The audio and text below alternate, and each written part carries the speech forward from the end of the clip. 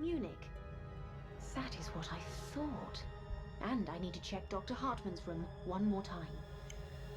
Ja, okay.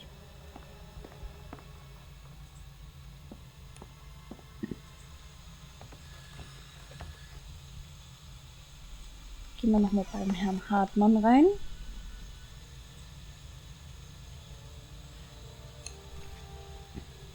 So. Ein Ohr. Und ein Bleistift ist hier. So, dann haben wir hier noch einen Bleistift und hier noch einen Bleistift. Ein Sprachrohr. Das habe ich jetzt nicht gesucht, aber okay. Ein Brief. Ein Abakus. Ich weiß gerade nicht so genau, was ein Abakus ist. Aber er hat ein Bügeleisen. Eine Brieftasche. Und einen Apfel. Und ein Parfüm. Und ein Kreuz bräuchten wir noch.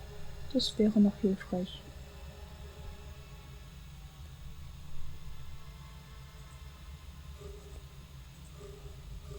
Okay.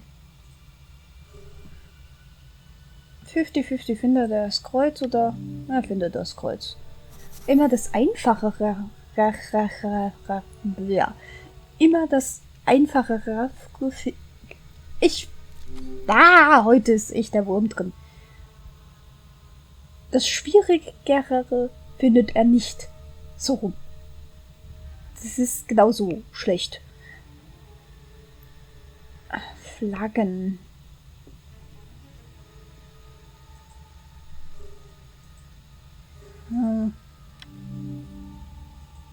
Ach, das ist so ein... Oh Gott, ja. Jetzt weiß ich wieder, was ein Abakus ist. Aber ja, egal wie man das Ding ausspricht. Da habe ich doch gerade... Hä? Da habe ich doch gerade drauf geklickt. Egal.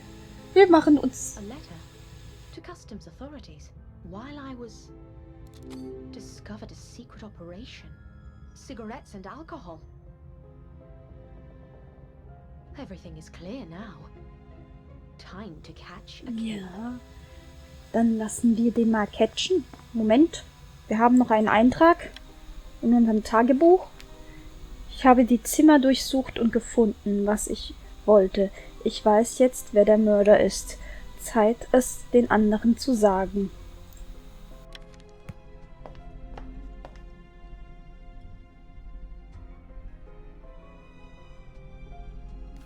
Anna, did you find anything?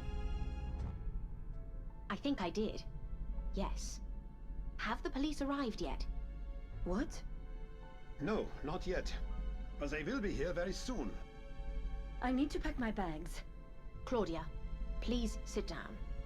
We have some time before the police arrive and can examine the results of my investigation. What investigation? I became suspicious after the death of Professor Kinski, and then, when Ulla died, I was certain they were both killed. Problem was, everyone sitting here had a motive to kill either one or the other. What do you mean, Anna? What kind of a motive could I have? Very well, Giovanni. I shall start with you. You are an opera singer in La Scala, although not a very successful one. Anna, that is none of your business. Nevertheless, you were hoping for a promotion, and you were this close to releasing a record. But suddenly everything collapsed, thanks to Mr. Peterson. What? You see, Mr. Peterson has always taken an interest in opera, and being a wealthy industrialist, was able to provide money to theaters across Europe, including La Scala. He disliked Giovanni's last performance, and demanded La Scala cancel his record and promote another singer instead. Isn't this so, Giovanni? It is true. It is true. But it does not mean I killed him. I cannot believe this. What a shame, Giovanni. Mr. Peterson ruined your professional career, and you were angry. It's getting cold in here. The fire needs more wood.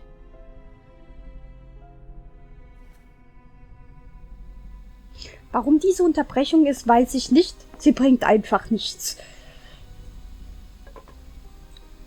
That's better.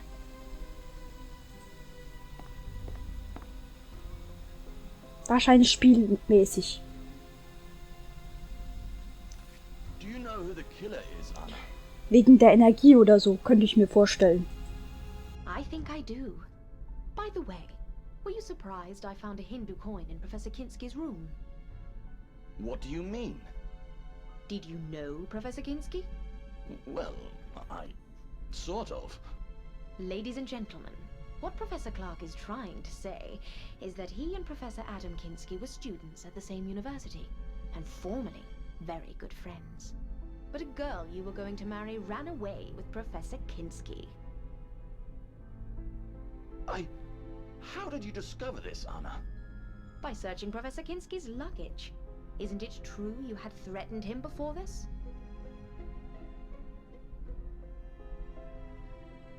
Well, yes. But I swear I didn't kill him. In fact, when he saw me, he decided to leave, but then he died. How convenient. I told you it wasn't me. Murderer! I didn't do it, honestly. I was as surprised as you. But you were glad he was dead. Anna, please. Otto, I almost forgot about you. What? Did I also kill Professor Kinski? No. However, you do have a nice little smuggling operation going on here. What? At first, I was confused by all the cigarettes in the cellar, but then I realized. Do you remember the day Dr. Hartman was killed? When he gave a note to me and Walter? Oh my god! Otto! I thought Dr. Hartman had something to tell us about the killings, but he had discovered your smuggling operation and wanted to talk to us about it. How do you know that, Anna? I found a letter. Here it is.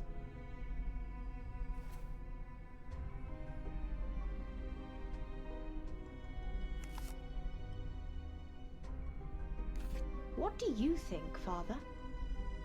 Well, I don't think what is written here is true. Why? Because he thinks you were also involved in the smuggling? What? Are you mad? I remember how worried you were when Dr. Hartman was killed, and asked if we had uncovered anything suspicious. Now I understand your real fear was that we would find out about you. Father, is this true? He was helping Otto to communicate with customers. He travels a lot around this area, and knows local people. Very convenient. And then Dr. Hartman found out, and he died. Anna, it is not what you think. I'm speechless, gentlemen. To kill a man because he uncovered your smuggling operation was cruel punishment. We didn't kill him. In fact, we didn't even know he discovered... Oh, never mind. What a shame. Sadly, it is, yes. Well, Anna, it is a relief to know all the criminals have been found. But now please excuse me. I need to pack my bag and leave this place as soon as the road is cleared. Well played, Claudia. To be honest, I admire your skill. What are you talking about? Have you seen this postcard?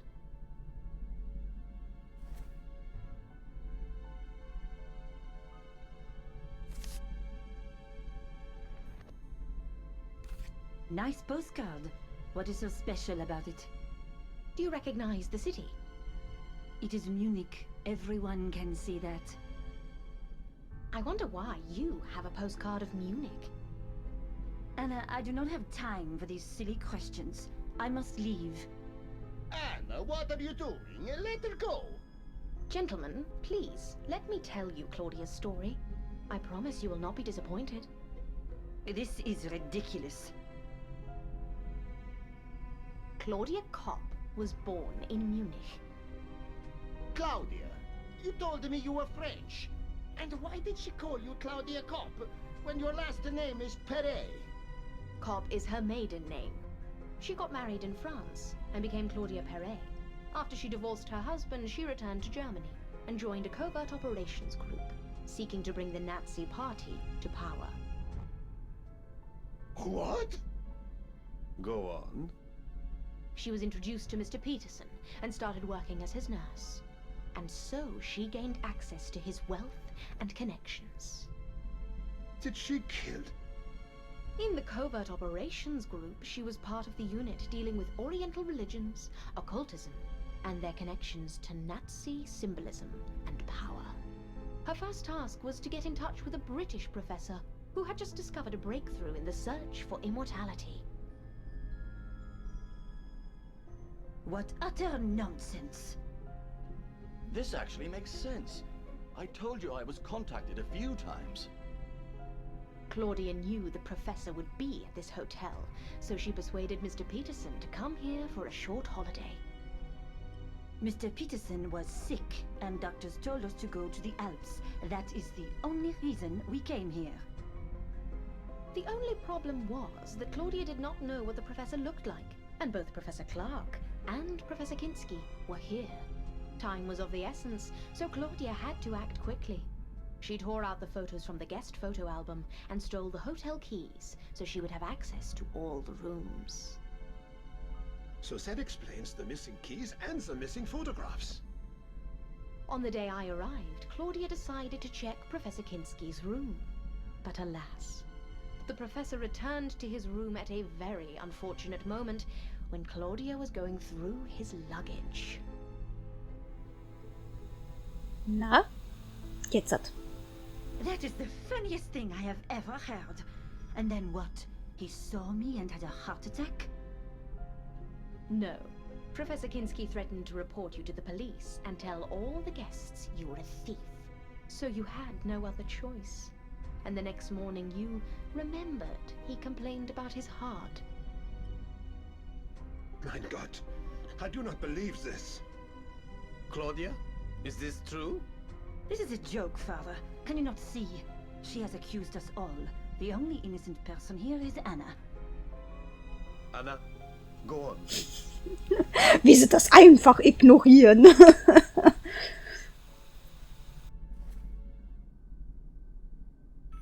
It's the telephone. I will answer it, Otto. Ja, jetzt kommt unser Fortsetzungsköder.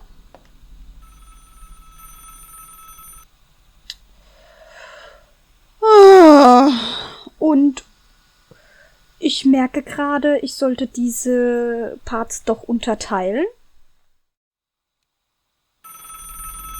Ja, willkommen zurück nach der Unterbrechung.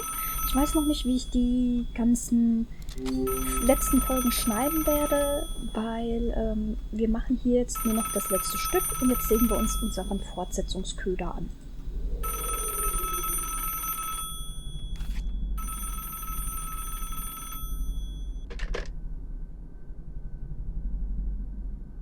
Good afternoon. May I speak to Miss Claudia Perret? Who is calling? A good friend. Is she there? Yes, but she's busy. Is she all right? Yes, she's perfectly fine. Do you have a message? Yes. Please tell her that the plans have changed. What plans? She knows. What is your name? Helmut. Tell her Helmut. I will. Ich habe so das Gefühl, dass das der gleiche Sprecher ist wie unseren Pater. Aber ich bin mir da nicht sicher wegen, weil das so ein bisschen verändert ist, damit sich's anhört, als würde das aus dem Hörer kommen. Thank you and have a good day. So, dann werden wir mal zurückgehen.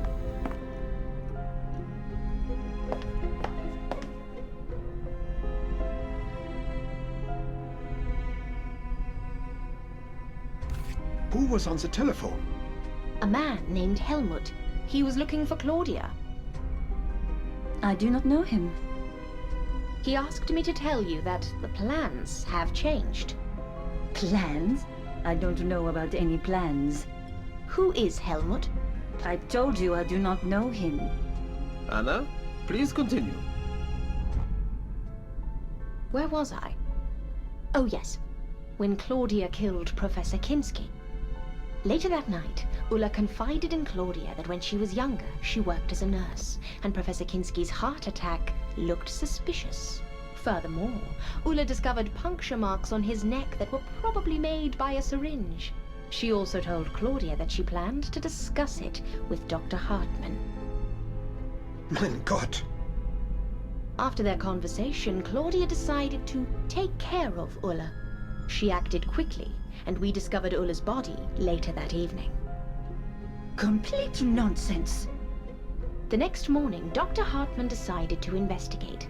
As a doctor, it was obvious to him that something wasn't right, and he suspected that Professor Kinski and Ulla were both killed. Ironically, he discovered the smuggling operation during his investigation. Furthermore, he realized it was run by Otto with the help of Father Lenz. What a shame. As I said, it is not what you think it is. Oh, never mind. Anna, please, continue. Dr. Hartmann wanted to share his findings and wrote 2 notes, one to me and one to Walter, asking us to come to the cellar at 11 o'clock, where he wanted to show us the boxes full of cigarettes. Well, at least Dr. Hartmann wasn't killed by me. On the contrary, Claudia, you knew Dr. Hartmann discovered something, and so you decided to kill him as quickly as you could. You didn't have time to stage another heart attack, so you stole Mr. Peterson's gun, ran to the cellar, and shot him. Later, you put the gun case in Giovanni's room, and the gun in Professor Kinski's luggage. You confused us all. Walter found the body first, and took out his gun, and began to look around. When I entered the cellar, I saw Dr. Hartmann's body, and Walter holding a gun. We argued, and after we searched the cellar, we left and informed everyone of Dr. Hartmann's death. Nonsense! When we announced the death of Dr. Hartmann, it turned out Giovanni was missing a pair of shoes. Professor Clark had mislaid his passport, and Mr. Peterson could not find his gun. Well, now we know what happened to Mr. Peterson's gun. But what about the shoes and the passport? We are almost there, Otto. Be patient, please. Did you find my passport, Anna? Yes, I did. Here it is. Mein lieber Sean, da hat ja jeder Dreck am Stecken.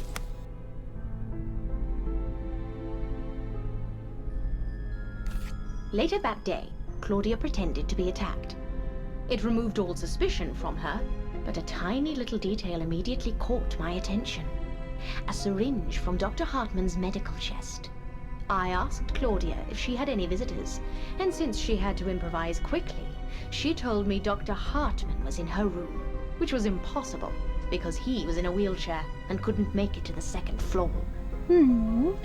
Und ganz zufällig hat die Spritze ganz genau in ihr Köfferchen gepasst. Und das war so das Erste, wo ich dachte, da passt was nicht zusammen. Und dann hat sie auch noch gesagt, dass Dr. Hartmann in ihrem Raum war. Und dann war ich mir eigentlich schon ziemlich sicher, dass Claudia es war, zumindest im ersten Durchlauf. I must have mixed him up with somebody else.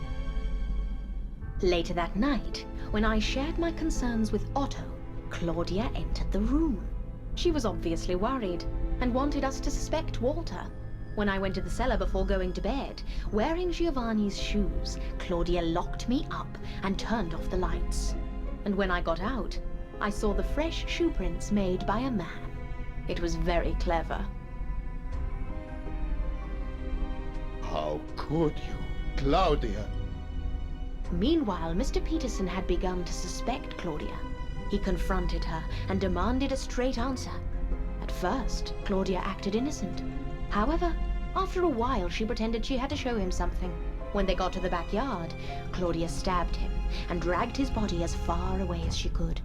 Then she returned to the hotel and spent the night with Giovanni. A perfect alibi. You witch!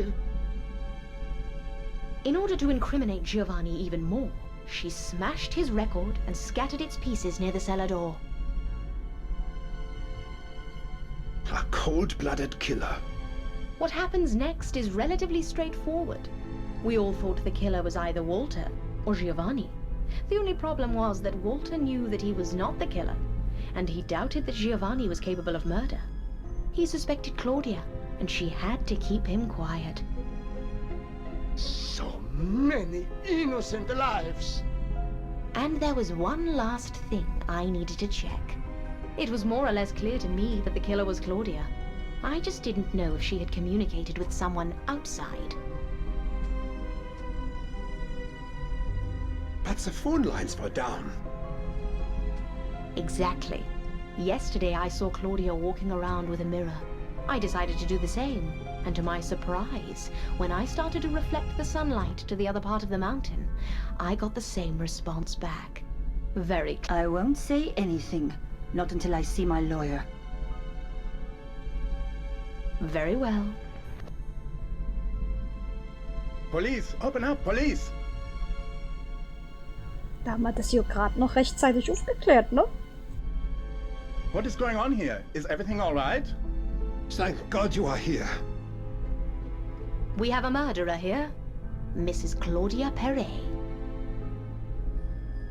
Mrs. Perret, is this true? I won't say anything without my lawyer. All right then. Stay here, please. We need to check the premises. Später am Tag.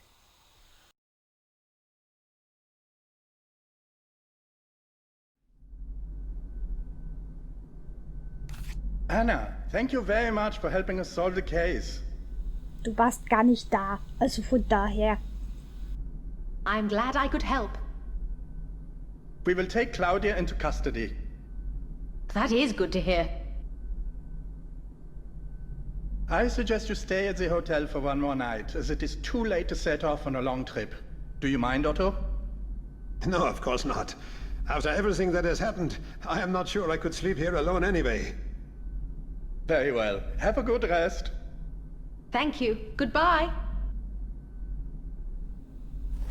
Der nächste Tag.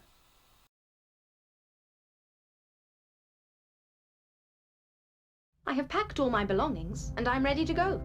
Let's go outside.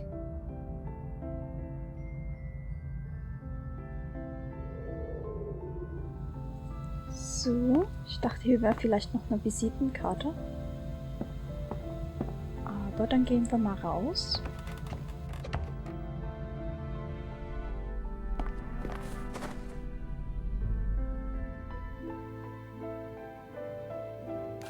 Good morning. Thank you very much, Anna. Good morning. You are welcome, Otto. Well, I hope you will come here again. I will. Anna, I have one question. Yes? I don't really know how to say this. About my other business. Oh, you mean the smuggling? It is none of my business. But you will get caught eventually, Otto. If I were you, I would stop. Thank you. The car is waiting for you. It will take you to town. Have a safe trip home, Anna. Take care.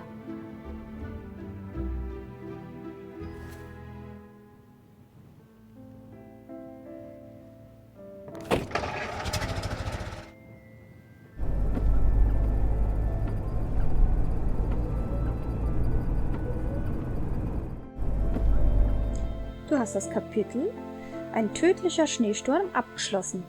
Ja, und damit wären wir durch dieses Kapitel durch. Ich freue mich, dass ihr dabei gewesen seid.